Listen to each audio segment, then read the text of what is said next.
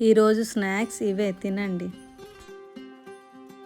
అమ్మ చూసావా అమ్మ, బనానా బ్యాక్ సైడ్ బ్లాక్ గా ఉంది.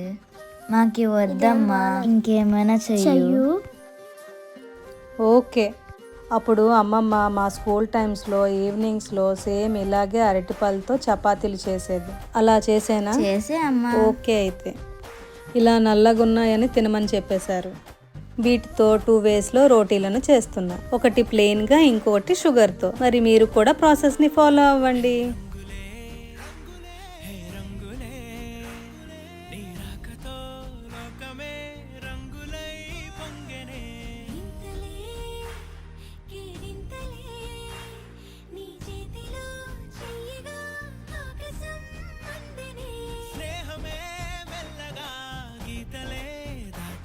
బనానాస్తో రోటీలు అయితే రెడీ అయిపోయాయి. ఎలా ఉంది? సూపర్.